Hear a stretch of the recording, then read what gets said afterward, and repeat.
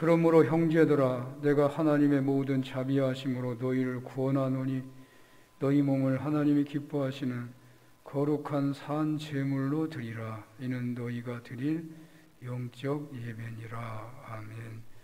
천지를 창조하시고 친히 경륜하시는 창조주 하나님, 이 땅에 오셔서 십자가 지시고 부활하신 성자 하나님, 우리로 하여금 믿게 하시고 따르게 하시는 성령 하나님, 이 시간 산흥교회가 처소에서 같은 시간 같은 말씀 한 성령 안에서 예배 드리나이다. 저희 예배를 받아주시고 그리스도와 함께 죽고 부활하신 주님과 함께 새 생명으로 살게 되는 은혜를 덧입게 하옵소서. 병을 치료해 주시고 무거운 짐을 내려주시고 어떤 문제라도 극복할 수 있는 믿음과 지혜를 더하여 주옵소서. 예수님 이름으로 기도합니다. 아멘.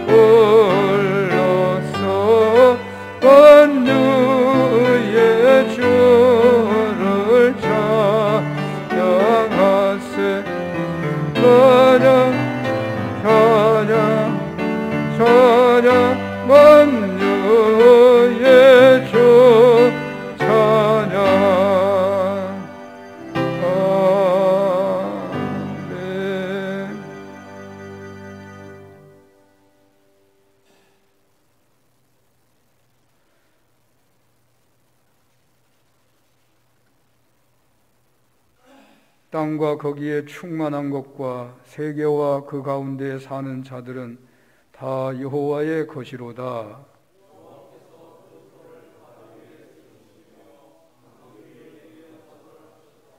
여호와의 산에 오를 자가 누구며 그의 거룩한 곳에 설 자가 누구인가?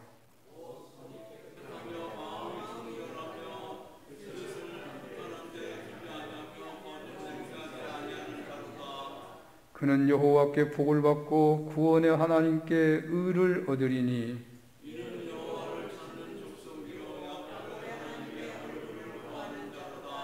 문들아 너희 머리를 들지어다. 영원한 문들아 들릴지어다. 영광의 왕이 들어가시리로다.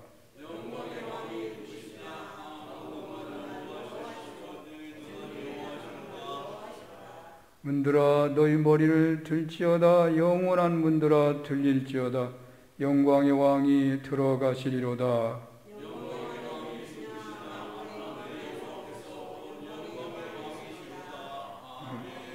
전능하사 천지를 만드신 하나님 아버지를 내가 믿사오며 그 외아들 우리 주 예수 그리스도를 믿사오니 이는 성령으로 잉태하사 동정녀 마리아에게 나시고 본디오 빌라도에게 고난을 받으사 십자가에 못 박혀 죽으시고 장사한 지 사흘 만에 죽은 자 가운데서 다시 살아나시며 하늘에 오르사 전능하신 하나님 우편에 앉아 계시다가 저리로서 산자와 죽은 자를 심판하러 오시리라.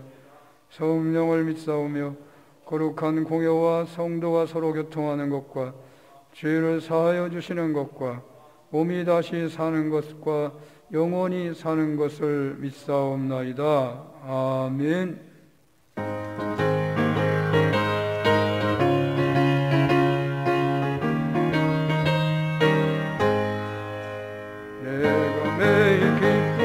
순례의 길 행함은 주의 팔이 나를 안보하며 내가 주의 큰 복을 받는 참된 비결은 주의 영이 함께함이라.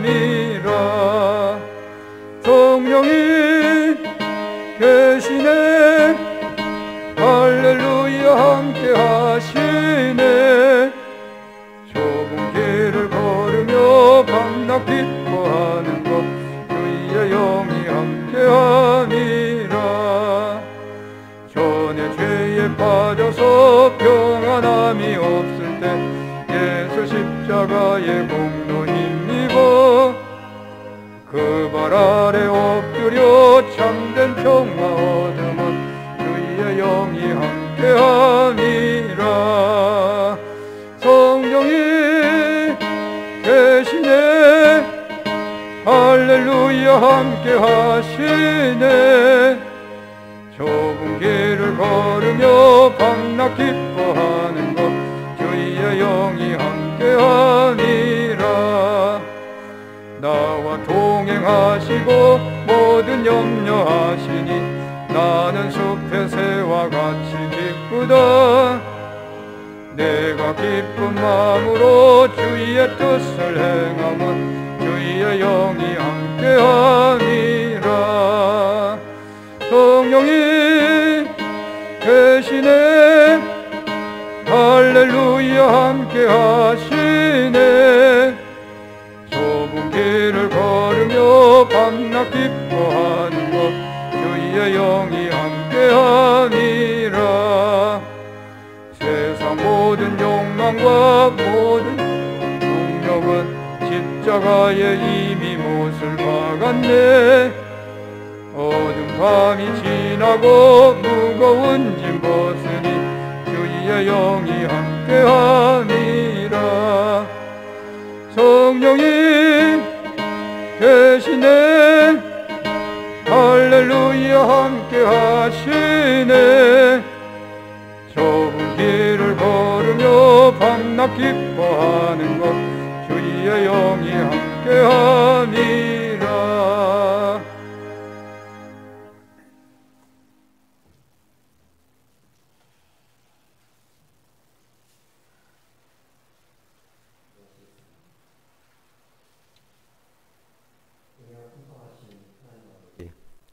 오늘 이 시간 저희들을 예배 가운데 불러주시고 하늘의 영광을 이곳에 보이시어 어두운 우리의 영을 밝혀주시니 감사합니다. 온 몸과 마음을 다해 하나님을 사랑하는 찬양과 신앙 고백으로 오늘 예배를 드리게 하여 주시옵소서.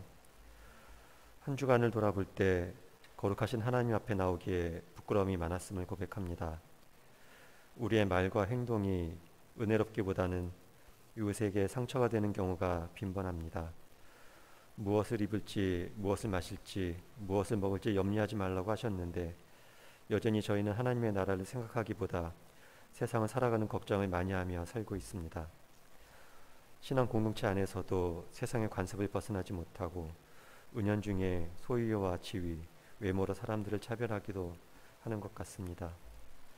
주님, 주님의 거룩하신 보혈로 저희를 성결하게 해주시고 주님을 믿는다는 말로 그치지 않고 믿음의 행동을 보여주는 저희의 모습이 되게 해주시고 먼저 하나님의 나라와 의를 구하는 성숙한 그리스도인들이 되게 해주시옵소서.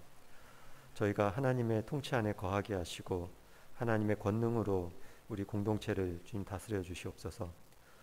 또한 주님, 저희가 교회 안에만 닫혀있는 신앙인이 아니라 교회 밖에서 하나님을 드러내고 당당하게 승리하는 삶을 사는 그리스도인들이 되게 해주시옵소서. 우리가 하나님의 마음을 경험하고 이 땅에 그리스도의 향기를 전하는 하나의 작은 미랄들이 되게 해주시옵소서.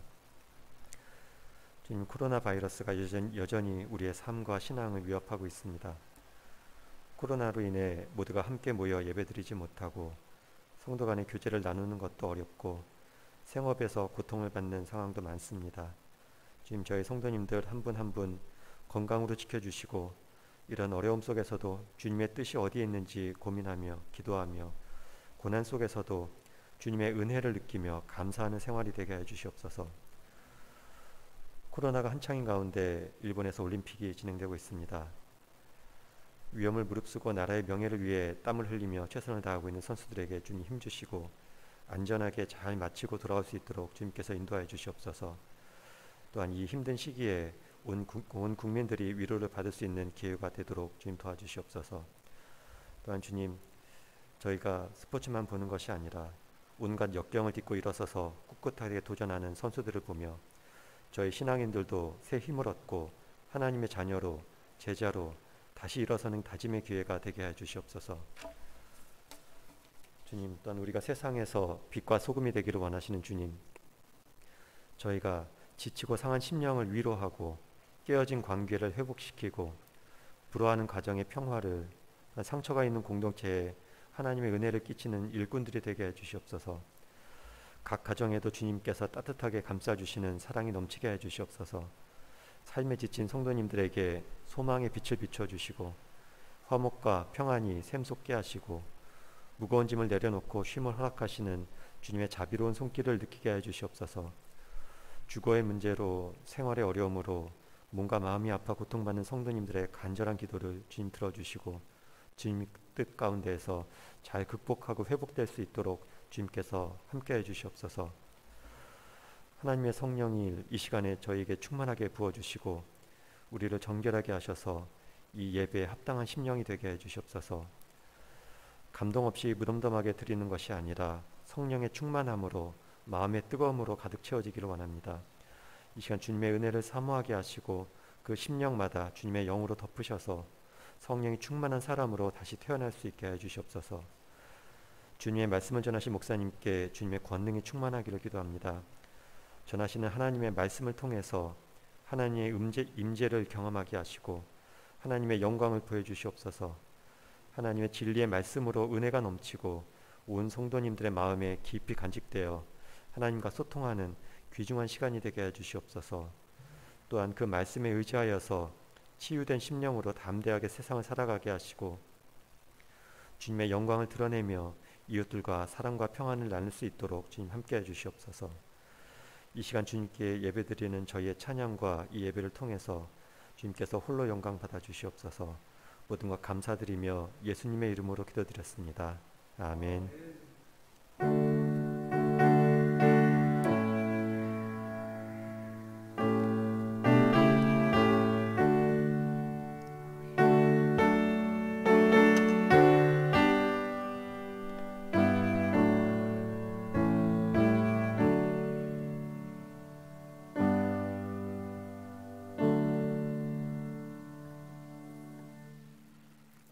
성경 말씀은 레위기서 17장입니다. 레위기서 17장 레위기서 17장 전부인데요. 1절에서 9절까지만 봉독하겠습니다. 1절에서 9절까지만 공독하겠습니다.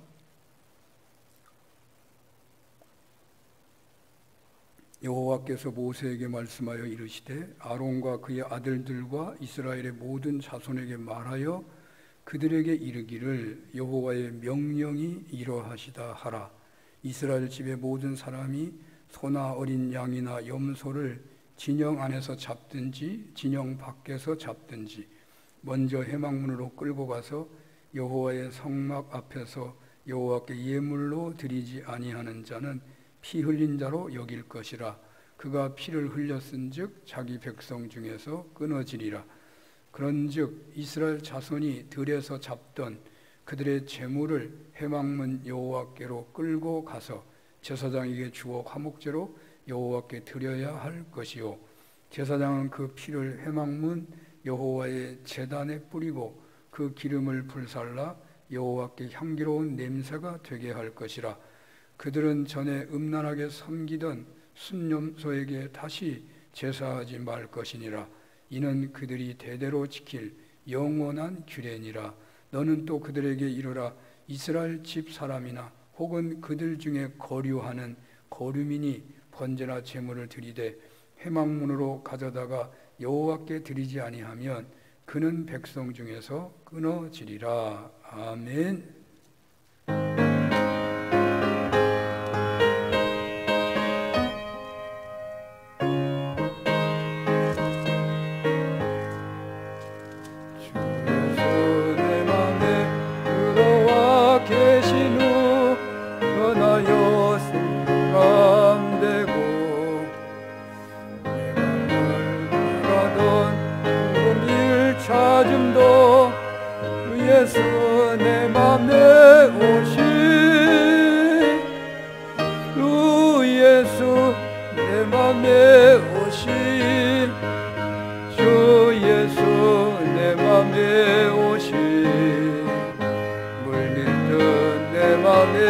기쁨이 넘치는 주 예수 내 맘에 오신 주 예수 내 맘에 들어와 계신 후 망령된 행실을 끊고 머리털보다도 더 많던 내 죄가 눈보다 더 이어졌네.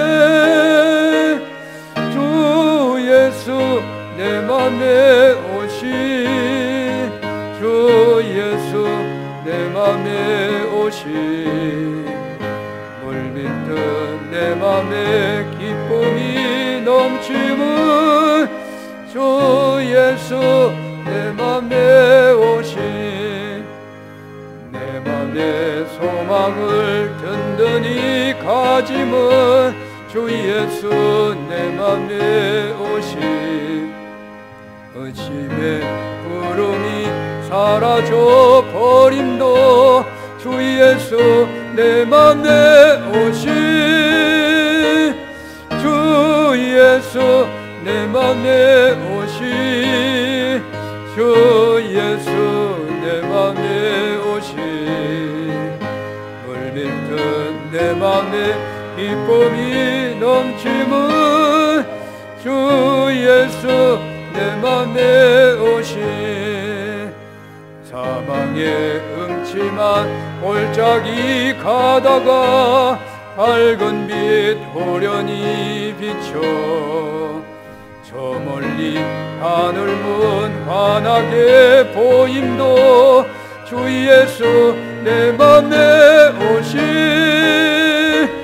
주 예수 내 맘에 오신 주 예수 내 맘에 오신 물밀듯 내 맘에 기쁨이 넘치는 주 예수 내 맘에 오신 내가 저 천성에 올라가 살기는 주 예수 내 맘에 오신 천성에 올라가 주님을 뵈리니 그 기쁨 비길 데 없네.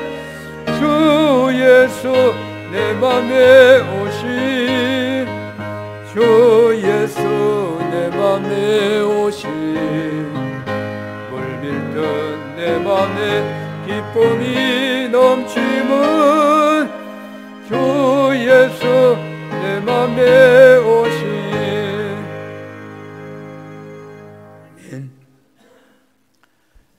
시간 레위기서 17장을 본문으로 해서 거룩한 산 제물로 드리는 삶이라는 제목으로 주님의 말씀을 증언하겠습니다.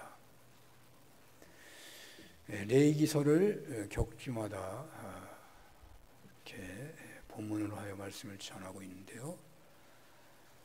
지난번에 16장을 봤었죠. 이 레위기 전체가 27장인데요. 이 27장의 구조를 본다면 1장에서 15장까지는 제사를 통하여 하나님과 관계를 회복할 수 있는 그런 주제를 다루었다고 볼 수 있고요. 17장 이후에서 27장까지의 말씀은 하나님의 계명의 말씀에 순종해서 세상 속에서도 거룩한 선민으로 살아야 한다라는 주제로 말씀이 되고 있다고 할 수 있습니다. 그래서 그 중간에 있는 16장, 이 16장이 레위기 전체의 중심장이 되고 이스라엘 민족에게는 어느 누구도 예외 없이 반드시 영원히 이 16장의 절기를 지켜야 한다. 16장의 절기는 대속죄일이었습니다. 이 대속죄일은 한 해의 시작을 말하는 나팔절을 지키고 그달 10일, 열흘이 지나는 10일에 맞는 절기로서 한 해의 마무리와 한 해의 시작이라는 의미가 있다라는 말씀을 전한 바가 있습니다. 다시 설명을 드린다면 16장 앞부분은 거룩한 제사와 정결례식을 통하여 하나님과 관계를 회복하는 지침에 대한 말씀이라고 한다면 16장의 대속죄일 절기를 통하여 하나님과의 관계 회복의 최종적인 은혜를 받은 이 선민들이 17장부터는 세상 속에서 거룩하게 살아가는 지침을 부여받고 있다고 하겠습니다. 다시 줄여서 말씀드린다면 하나님과 관계가 회복된 언약 백성인 선민들은 세상 속에서 선민답게 거룩하게 살아야 한다는 말입니다. 이것을 로마서를 기록한 방식에 따라서 설명을 해본다면 로마서는 이렇게 구조가 되어 있어요. 1장에서 11장까지 하고 12장에서 16장까지 이렇게 두 부분으로 나눠져 있는데 이 앞부분은 예수 그리스도의 십자가의 보혈의 공로로 그리스도와 함께 죽고 그리스도의 부활하심에 따라 새 생명 가운데 거하게 되는 그 길을 말씀하고 있고 이제 새 생명의 삶을 시작하게 된 신앙인들은 이제 12장부터는 거룩한 산 제사로 살아야 한다. 거룩한 산 제물로 살아야 한다. 그렇게 12장부터 말씀하고 있는 것입니다. 다시 말씀드린다면 11장까지는 예수 믿는 신앙인이 되는 과정, 그리스도인이 되기까지를 말씀했다면 12장부터는 이제 그리스도인이 되었으니 세상 속에서 거룩한 산 제물로 드리는 삶을 살라는 것입니다. 거룩한 산 제물로 드리는 삶은 오늘 본문 레위기에서 말씀하고 있는 대속죄일의 은혜를 받았으니 그리고 새롭게 출발하는 새해도 되었으니 세상 속에서 거룩한 선민으로 살라는 말씀과 거의 똑같다는 생각이 듭니다. 그래서 설교 제목을 세상 속에서 거룩한 산 제물로 드리는 삶이라고 정하게 된 것입니다. 세상 속에서 거룩한 산 제물로 사는 삶. 이 시간 주님께서 여러분들에게 주시는 설교의 중심 말씀은 세상에 살 때에 거룩한 산 제물로 드리는 삶으로 살라는 것입니다. 하나님 앞에 예배를 드리게 되었으니 이제 세상에 나가면 생활이 예배가 되도록 살라라는 의미가 있는 것이죠. 자, 레위기 17장은요, 두 주제로 나뉘어 있다고 볼 수 있습니다. 레위기 17장 1절에서 9절까지는 가축의 도살은 회막 앞에서만 해야 한다라는 말씀이고, 10절에서 16절까지는 어떤 경우에도 피는 먹지 말아야 한다. 이 두 가지의 주제로 되어 있습니다. 그러니까 이러한 17장 말씀은 앞에서 크게 강조한 바에 따른다면 조금 엉뚱하고 별로 중요한 것 같지 않다 하는 느낌이 혹 들는지 모릅니다. 이 말씀이 어찌 그렇게 중요하다고 할 수 있는 것일까요? 이스라엘은 대속죄를 보냈습니다. 아니, 대속죄일 앞에까지 보면 모든 내용이 선민 이스라엘이 하나님 앞으로 나아가는 제사와 정결 예식에 대한 말씀을 했지요. 그리고 대속죄를 지켰습니다. 모든 제사와 속죄까지 마쳤기에 하나님과의 온전한 관계가 회복되었다고 할 수 있죠. 이제 세상에 나가서 어떻게 살아야 하는가를 말씀하시는데 그 첫 번째 이야기를 17장이 말씀하고 있고, 그 내용이 가축을 잡아먹을 때는 회막문에 와서만 잡아야 한다. 또 피를 결단코 먹어서는 안 된다 라고 말하고 있는 거죠. 세상에나 별로 중요하지도 않는 말씀이 왜 그렇게 중요한 말씀이라고 하는 것인가 라고 반문하는 분들이 있을지 모르겠네요. 저는 일단 레위기 전체 구조에서 볼 때 17장이 세속에서의 선민의 삶에서 가장 중요하게 언급된 말씀이라고 저는 믿습니다. 구조가 그렇게 돼 있으니까. 그러니까 하나님을 믿는 백성들이 이 세상에서는 언제나 이 17장을 앞세워서 살아야 한다라는 말이에요. 보통 신앙인들은 하나님을 잘 믿는 방법은 귀하게 여길 것입니다. 어떻게 하면 은혜를 받을 수 있는가? 어떻게 하면 기도해서 응답을 받을 수 있는가? 어떻게 하면 하나님의 음성을 들을 수 있나? 어떻게 하면 성령 충만, 말씀 충만, 은혜 충만한 삶을 살 수 있는가? 뭐 이런 것을 중요하게 생각할 것입니다. 그러나 일단 예수님을 믿고 따르는 신앙인이 되면 또 중요하게 다가오는 것이 있는데, 그것은 신앙인은 직장이나 사업을 할 때에 어떻게 살아가야 하는 것인가 라는 문제가 중요한 관심사가 된다고 하겠습니다. 제가 교회학교를 지도했던 시절이 있었는데요. 그때 어떤 선생님이 저하고 대화하는 중에 예수님께서는 믿는 신앙인이 직장 생활을 어떻게 하라는 것인가 하는 점에 대해서는 구체적으로 말씀을 하시는 것 같지 않다고, 그래서 내가 신앙생활을 직장에서는 어떻게 해야 될지 모르겠다고 갈급한 질문을 저에게 한 바가 있고요.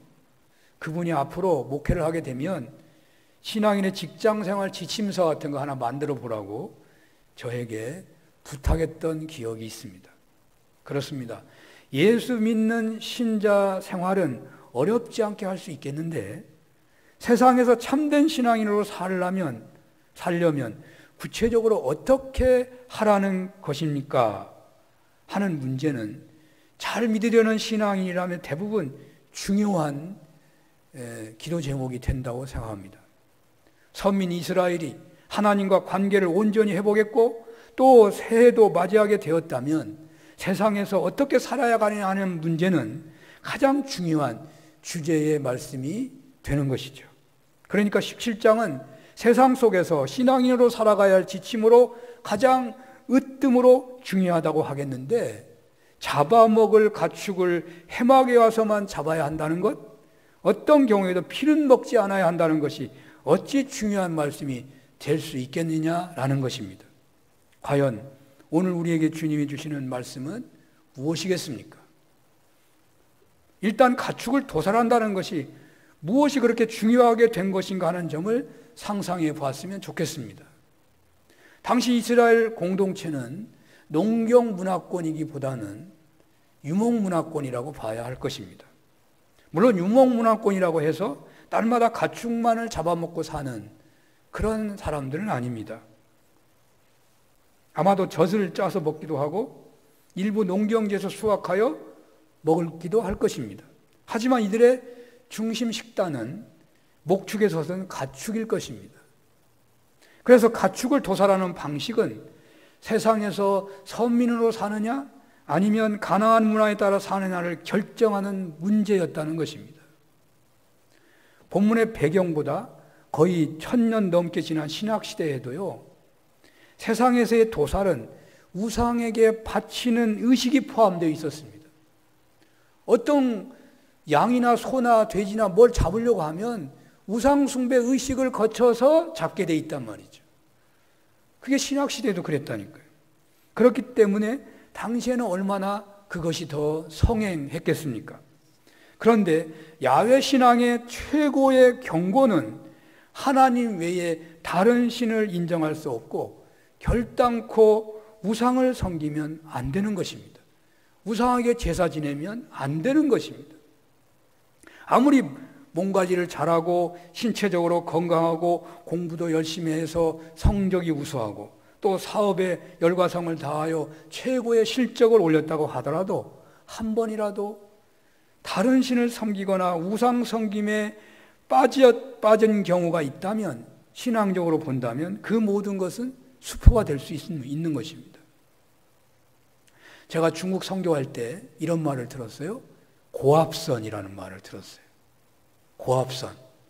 고합선 아시죠? 고합선? 예. 고합선이라는 이야기 옛날에도 해본 것 같기도 한데, 중국 선교에서 고합선은 뭐냐? 선교를 해야 되는데도 불구하고 그 선교를 직접적으로 중국 사람들에게 직접적으로 설교하거나 무슨 전도하거나 가르치면, 신앙을 가르치면요, 그게 고합선이에요. 발각되면 추방됩니다. 그냥 추방이에요. 그래서 숨어서들 했습니다마는 저희 여호수아 선교회는 중국인 지도자를 양성하는 것을 주로 했어요. 그것도 뭐 직접 양성하기보다는 신학교와 자매결연을 맺고서, 저희가 처음 자매결연 맺은 신학교가 귀주 신학교였어요. 귀주 신학교. 귀주가 지금은 최고의 관광지더라고요. 저희가 갈 때 귀주는 중국에서 가장 낙후된 지역이었어요. 그러니까 귀주는 뭐 산속이니까, 그래서 귀주 신학교에서 자매결연을 맺고 컴퓨터를 사주고, 그리고 귀주 신학교 선생님들을 지원하고, 그래서 그들에게 제자를 키우는, 신학생을 키우는 것을 도왔죠. 그 다음에 한 사역이 운남신학교 사역이었어요. 그리고 한두 명씩 사천신학교 학생들을 도왔었습니다. 그리고 동북신학교도 도운 적이 있고요. 그래서 이들을 양성해서 이들로 하여금 직접 선교하고 전도하도록 그렇게 했었어요. 이 고합선을 만지면 죽는 겁니다. 저희가 중국에서 선교하면서 한 번도 추방되지 않은 것은요, 고합선을 만지지 않아서 그래요. 지금도 중국하고 선이 놓아져 있는 것도 저희는 고합선을 거의 만지지 않았어요. 그동안 모든 것이 물거품이 될 수 있거든요, 고합선을 만지면. 그렇습니다. 선민 이스라엘에 있어서 가장 중요한 고합선 같은 계명은 오직 한 분 하나님만을 섬기고 우상을 섬기지 않아야 한다는 것입니다. 그래서 오늘 본문에서 가축을 잡아먹는 데 있어서 해망문에 와서 잡지 않으면 우상 숭배가 되기 때문에 금하고 있어요. 금하고 있는 거예요. 제가 오늘 성경 구절을 미처 설교가 늦게 준비돼가지고 못 올렸는데요. 7절을 한번 보면요, 그들은 전에 음란하게 섬기던 순념소에게 다시 제사하지 말 것이라. 순념소에게 다시 제사하지 말 것이라, 그런 말을 하고 있죠. 다시라는 말도 있고 순념소에게 제사하지 말아라. 이게 고기, 짐승을 잡는 데서 이 말이 나오고 있는 거죠. 그건 무슨 말이냐면, 이스라엘 사람들은, 이 선민들은 이제 애굽에서 해방되어서 가나안 땅에 살아가는데 결단코 그 가축을 잡을 때는 이 우상에게 제사하는 행위를 하지 말라는 말이에요. 그러니까 이 애굽에서는 이 들신이라고 하는 그 순념소를 섬겼는데 바로 그 순념소를 음란하게 섬기면서 제사하고 잡았다는 거예요. 그래서 이제 애굽을 떠난 이 이스라엘 사람들이 그 애굽에서의 관습처럼 그렇게 할 가능성이 있기 때문에 하나님께서는 우상 숭배를 원천적으로 막으시고자 하기 위해서 제사가 아닌 잡아먹는 경우에도 해망문에서 잡으라고 명하셨다는 말입니다. 또 오늘 본문은 우상에게 제사하는 행위를 음란하다고 규정하고 있습니다. 이것은 하나님께서 이스라엘 백성들의 우상 숭배 행위는 신부가 혹은 신랑이 신부나 신랑이나 신부를 버리고 다른 남자와 음행하는 간음 행위로 여기고 있다는 것이죠. 우상 숭배하는 자는 결코 하나님과 바른 관계를 유지하지 못하고 버림받게 된다는 것을 경고하고 있는 것입니다. 그러니까 어떤 경우에도 가축을 잡을 때는 이방 풍속대로 잡지 않아야 하며 반드시 해망문에 와서 잡아야 한다는 것입니다. 자, 오늘 본문에는 화목제라는 낱말이 나오고 있어요. 또 끝부분에 번제라는 말도 나옵니다만은 이것은 레위기 앞부분에서 이미 화목제사에 대한 이야기가 길게 나왔고 또 번제에 대한 말씀을 나오고 있기 때문에 오늘 17장은 무슨 화목제사에 대한 이야기나 번제에 대한 말을 하고 있는 것이라고 보기 어렵고요.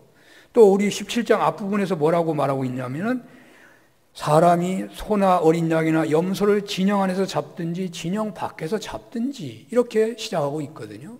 그러니까 이 본문의 중심 줄거리는 가축을 잡아먹기 위해서 도살하는 것에 대한 얘기를 하고 있는 거예요. 또 도살하고서 피를 먹는 문제를 다루고 있는 거예요. 사실 이 피를 먹지 말라 하는 말은요, 이스라엘의 제사에서는 상상할 수도 없는 거예요.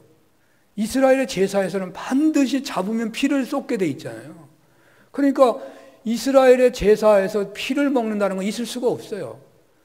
이방 제사, 이방인이 짐승을 잡는 도살하는 방식으로 따르게 되게 되면 제사가 거기에 있고 이방인들이 피를 먹기 때문에 피를 먹지 말라고 하는 말에는 이미 이방 제사 의식을 하고서 도살하는 일이 없어야 한다. 그 말을 하고 있다고 볼 수 있는 것이죠. 그러므로 오늘 본문은 도살 문제를 다루고 있는 것이 중심 주제라고 할 수 있는 것입니다. 선민 이스라엘이 대속죄의 은혜를 받고 새롭게 세상 속에서 살게 될 때에 언제나 명심해야 했던 것은 우상 숭배의 위험에 대한 경고를 받는 것이었고 동시에 먹는 문제가 생활 속에서 중요한 것이기에 오늘 본문은 우상 숭배 문제, 먹는 문제가 삶 속에서 가장 중요하다. 세상에서 살 때에도 우선적으로 늘 주의해야 할 삶이다 라는 것을 경고하듯이 말씀하고 있는 것입니다. 그렇다면 오늘 주님께서 우리에게 주시는 말씀은 무엇이 되겠습니까? 대속죄의 은혜를 받은 산운교회 성도 여러분들은 이제 우상 숭배는 음란한 것이니 고압선을 만지면 즉사한다는 경고를 기억하면서 결단코 우상 숭배하는 일은 없도록 해야 하고 또 식생활이 거룩해야 한다 하는 말씀으로 오늘 본문이 주어지고 있다고 하겠습니다. 우리가 은혜를 받으면 언제나 주의할 것이 무엇이라고요? 은혜를 받으면 우리가 주일 예배를 통하여 은혜를 받으면 바로 문을 열고 나가면서 주의할 것이 무엇이냐고요? 우상 숭배에 주의하라는 거예요. 우상 숭배를 주의하라는 거예요. 은혜를 받았다는 것은 하나님과 관계가 회복되었다는 것입니다. 그러나 그 관계를 깨는 결정적인 잘못이 어디에 있냐? 우상 숭배에 있는 거예요. 주님이 우리 안에 왕으로 거하시는 거죠. 가령 여러분들이 막 결혼을 했다고 해보십시오. 그런데 바로 다른 이성의 눈을 돌리는 잘못을 한다면 그 관계가 어떻게 되겠습니까? 심각해지는 거죠. 여러분이 은혜 받고 바로 나간다 하더라도 우상 숭배에 넘어져 버리면 하나님과 관계는 그냥 박살이 나버리는 거예요. 우리가 은혜를 받았으면 이제 무엇보다도 우상 숭배에 떨어지지 않도록 각별하게 주의해야 한다는 것입니다. 오늘날 우상 숭배는 본문의 시대와 완전히 달라졌습니다. 먹는 것 때문에 우상 숭배를 범할 경우는 거의 없을 것 같습니다. 근데 이 시대는 먹는 것 때문에 우상 숭배하기 때문에, 그래서 제일 먼저 이 문제가 나온 것이죠. 사도 바울은 시장에서 파는 것은 다 먹어도 된다. 그러니까 우상에게 제사 지내고 잡은 도살한 그런 고기라도 다 먹어도 된다 그랬어요. 실제로 우상에게 바쳤던 음식이라고 하더라도 다 하나님이 주신 거잖아요. 우상은 아무것도 아닌 거예요.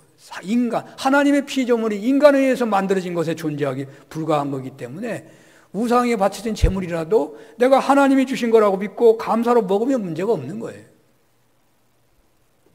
그렇다면 오늘날 생활 속에서 주의해야 할 우상 숭배는 무엇이겠습니까? 골로새서 3장 5절에서 6절을 한번 제가 읽겠습니다. 한번 들어보세요. 골로새서 3장 5절에서 6절. 그러므로 땅에 있는 지체를 죽이라. 곧 음란과 부정과 사욕과 악한 정욕과 탐심이니 탐심은 우상 숭배니라. 이것들을 말미암아 하나님의 진노가 임하느니라 그랬어요. 그러니까 탐심이 우상 숭배다. 탐심이. 예수님께서는 마태복음 6장 24절에 이렇게 말씀하셨죠. 한 사람이 두 주인을 섬길 수 없나니 혹 이를 미워하고 저를 사랑하거나 혹 이를 중히 여기고 저를 경히 여김이라. 너희가 하나님과 재물을 겸하여 섬길 수 없다. 예수님께서는 재물도 신이 될 수 있다. 신이 될 위험성이 있다고 말하고 있는 거예요. 그러니까 재물이 우상이 될 수 있다 이 말이죠.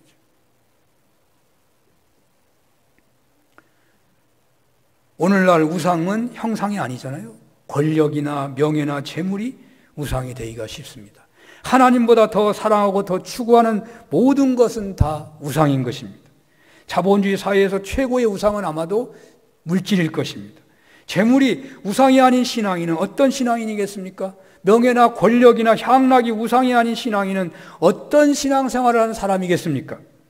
이러한 우상 숭배를 하지 않은 신앙인을 분명하게 증명할 기준을 성경에서 찾기는 쉽지 않습니다.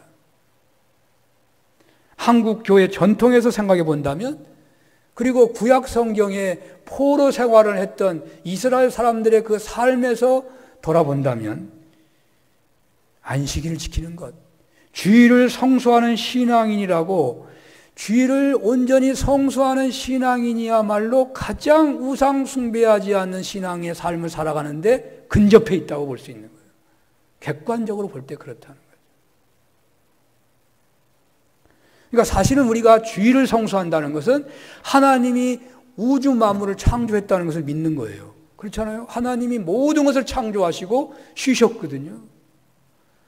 그러니까 주일을 믿는다는 것은 우리에게 우상이 없는 거잖아요. 하나님만이 우리의 신이니까요. 예수님의 십자가의 죽으심과 부활하심을 믿는 것이, 그래서 그분이 우리의 주인이라고, 그리스도라고 믿는 사람이 주일을 성수하는 거예요. 그러니까 세상에 물질이 우리의 주인이 될 수 없고, 권력이나 향락이나 어떤 명예를 얻고자 하는 그것도 내 삶의 중심이 될 수 없는 거예요. 그런 고백 아래서 우리는 주일을 성수하는 거예요. 예배가 그런 고백 아래 있는 거예요.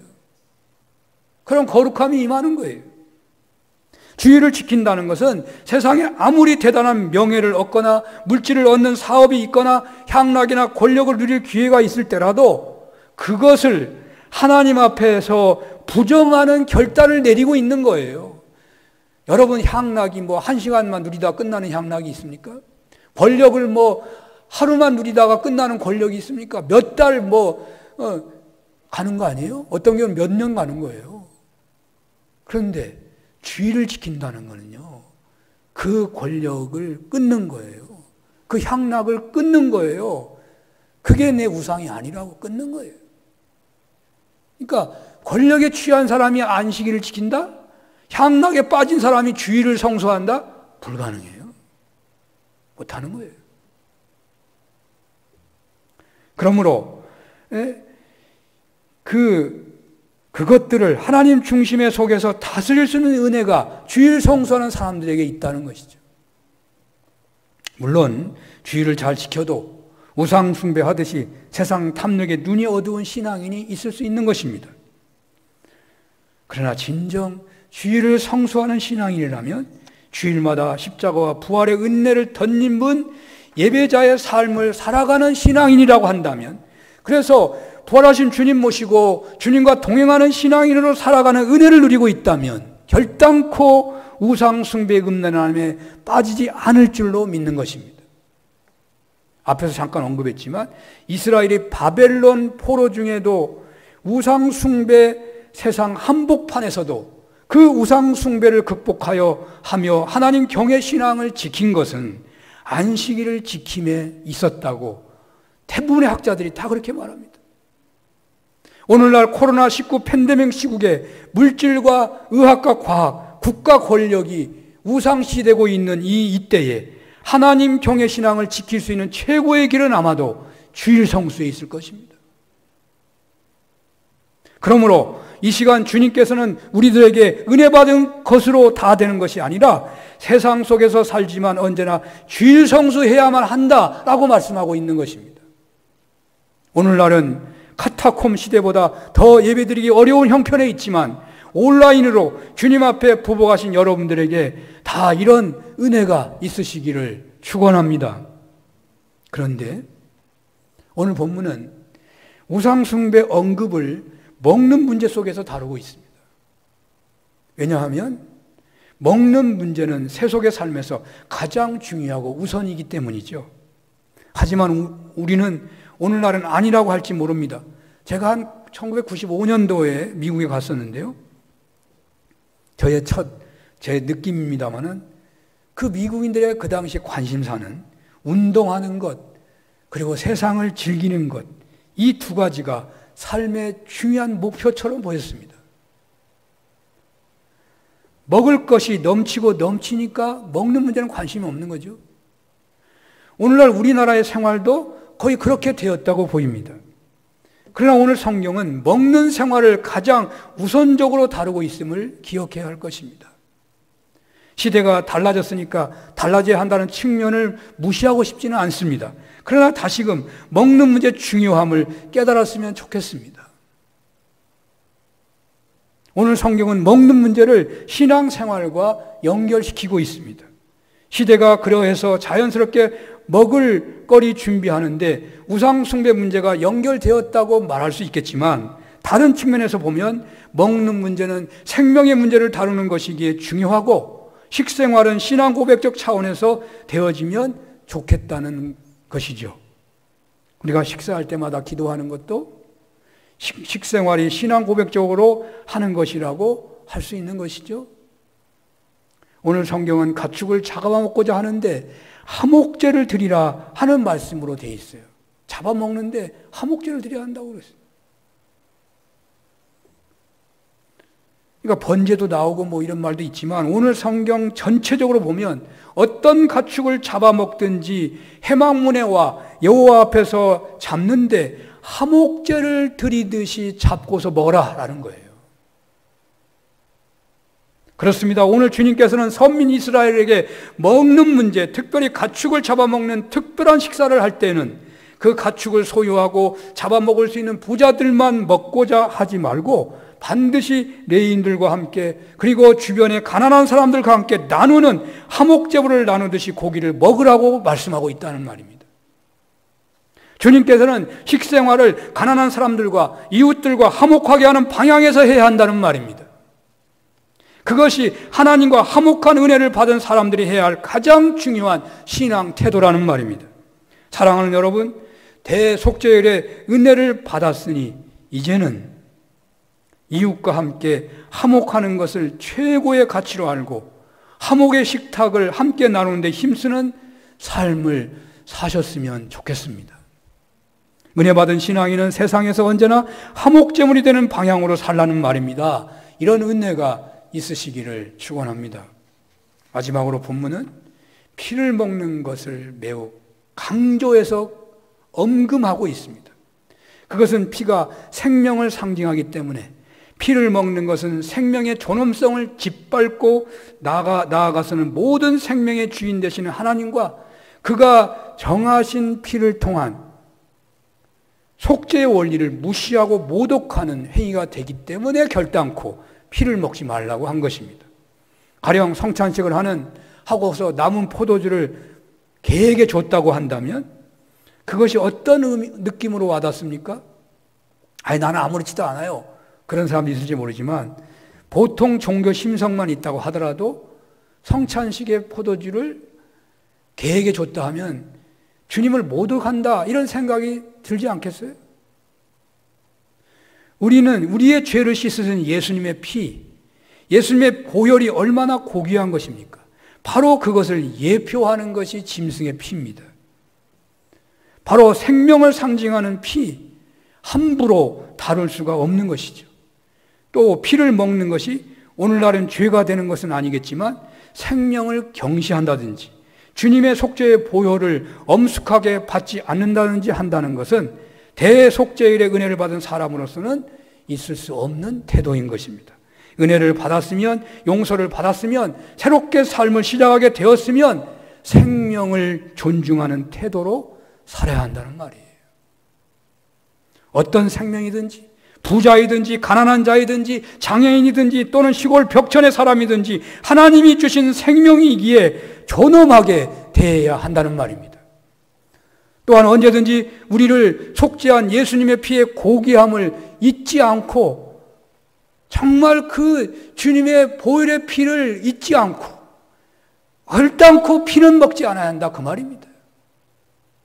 주님이 우리에게 베풀어 주신 그 속죄함의 은혜가 얼마나 귀하냐 말이죠. 그러니까 피를 먹지 말아라 말이에요. 헨리 나우안을 아시죠? 20세기 최고의 성자로 알려진 인물이죠. 그는 하버드대 교수직을 내려놓고 그가 교수직을 내려놓고 한 10년 동안 장애인 센터에 가가지고 장애인을 섬기다가 세상을 떠났어요. 아마도 그는 모든 생명은 하나님께로부터 부여받은 것이고 존엄하다는 것을 분명하게 아마 체험했었을 겁니다. 그래서 그는 그 존엄함이 생명의 존엄함이 무시될 수 있는 곳으로 달려가서 자신의 인생의 최고 열매를 맺는 시간이라고 할 수 있는 54세에서 64세까지 10년간 죽을 때까지 그는 그들을 섬겼다고 할 수 있을 것입니다. 생명이 존엄하다는 것을 진정 깨달은 사람은 생명의 존엄함이 무시되는 현장으로 달려가 그 일에 헌신하기가 쉬울 것입니다. 구원의 감격은 땅끝까지 이르러 주님의 증인의 삶을 살도록 이끄는 것처럼 대속죄일의 은혜를 받은 선민들에게 하나님께서는 생명 존중함을 실천하는 삶으로 나아가라고 말씀하시는 것입니다. 여러분들에게 이런 은혜가 있었으면 좋겠습니다. 세상 속에서 거룩한 산 제물로 사는 삶은 물질, 쾌락, 권력을 취하기 위해 수단 방법을 다하는 세상 한복판에서 예수님의 십자가와 부활의 은혜를 덧입기를 소원하기에 어떤 희생을 치르더라도 주의를 성수하는 신앙인으로 사는 삶이라고 하겠습니다. 세상 속에서 거룩한 산 제물로 사는 삶은 세상 경쟁자들과 적재자들에게까지라도 화목의 식사를 먼저 나누는 삶이라고 하겠습니다. 세상 속에서 거룩한 산 제물로 사는 삶은 생명의 존엄함이 무너진 현장에서 생명 존엄함을 실천하는 삶을 사는 것이라고 하겠습니다. 여러분들에게 이런 은혜가 있으시기를 축원합니다. 기도하겠습니다. 주님, 저희들 어떤 희생을 치르더라도 주의를 성수하게 하시고 먼저 화목의 식탁을 나누게 하시고 모든 생명이 똑같이 존엄하다는 믿음 안에서 살게 하여 주옵소서. 예수님 이름으로 기도합니다. 아멘.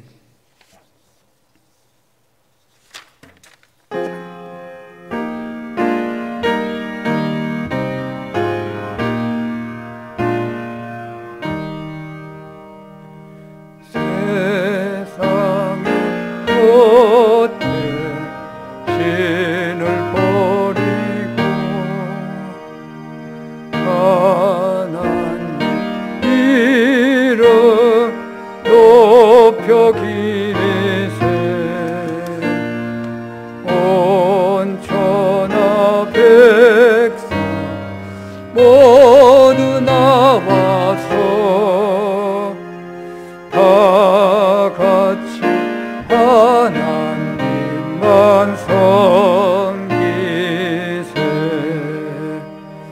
세상의 헛된 보상 버리고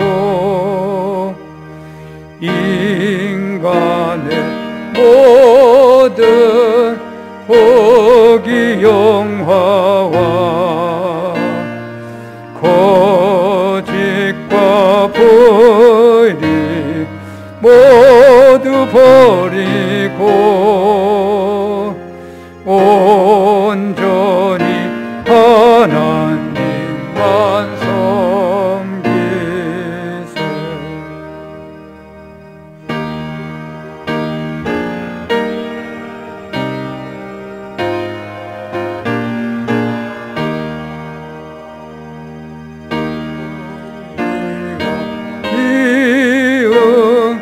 아주 버리고 하나님만을 홀로 섬기는 천국을 어서 이루소서.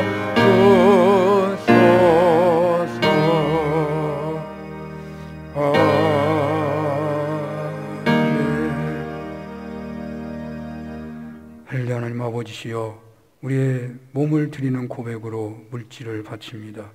11조와 감사와 주일헌금, 성교헌금, 건축과 헌금, 일천번제, 모퉁이 헌금으로 드리오니 하나님 기뻐 받아 주시옵시고, 하나님 아버지시여, 하나님 나라 운동에 하나님 평생 쓰임받는 거룩한 손길들 되게 하시고, 감사의 열매가 하나님 풍성하게 맺히는 손길이 되게 하시고, 고비고비마다 주여 하나님께 주여 쓰임받을 뿐만 아니라 그 위기가 감사가 되게 하여 주시옵소서. 하나님 여러 가지 모양으로 예배를 섬기나이다. 또한 가정에서 하나님 카타콤 예배 같은 현장에서 자녀들과 함께 예배를 섬기나이다. 기뻐 받아 주시옵소서. 예수님 이름으로 기도하옵나이다. 아멘. 교회 소식을 전합니다. 계속 이 4단계가 진행되네요. 앞으로 2주 아니면 몇 주 더 될까 예상이 할 수 없네요. 계속해서 우리 온라인 예배 진행되는데, 여러분들 이러한 상황에서 우리가 더욱더 주님과 더욱 가까이 동행하게 되는 기회가 다 될 수 있도록 새벽에도 함께 해주시고 모든 시간마다 함께 해주시면 감사하겠습니다. 온라인 계좌로 헌금을 보내주시는데, 예배 후에 교회 앞에 오시면 또 교회 앞에서 직접 드릴 수도 있겠습니다. 김원일 청년이 이제 8월 첫 주부터 반주를 해주게 되겠습니다. 기도 제목 우리 지난주와 비슷하죠. 또 우리 군복무 중에 있는 최상윤, 김지훈이 또 대학 입시 신혜원, 또 재수하는 학생들도 있는 것 같아요. 또 아프신 분들, 연로하신 분들 위해서 기도하시는데, 그 김광구 장로님 부인 김강점례 권사님이 지금 수술 중에 계셔요. 특별하게 기도해 주시기를 부탁합니다. 다 같이 일어나시겠습니다. 635장.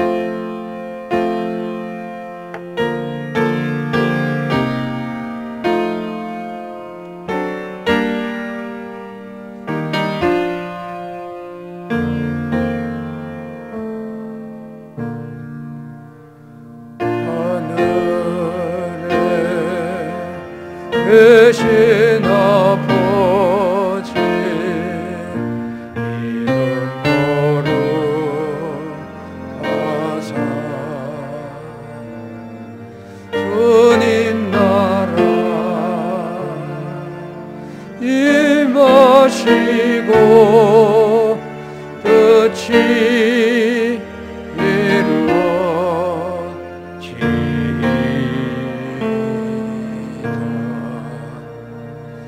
일용할 양식 주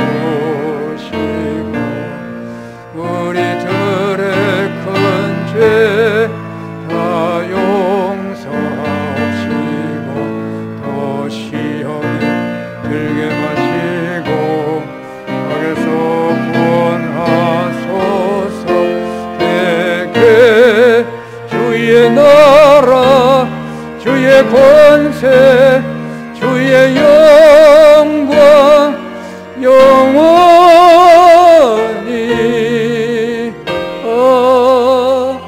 아멘.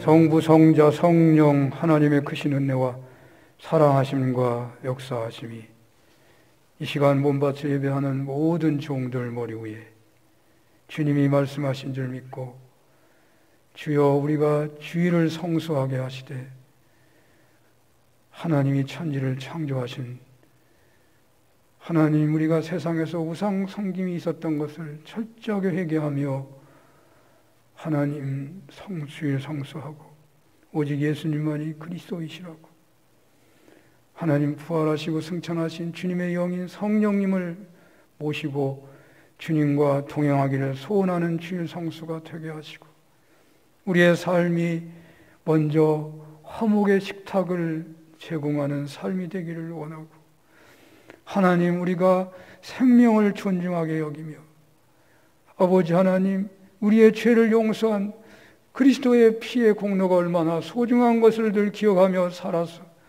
주님을 아버지여 정말로 언제나 내 생명의 중심인 것을 고백하며 살기를 원하며 돌아가는 모든 종들 머리 위에 영원히 함께 주시옵기를 축원하옵나이다. 아멘.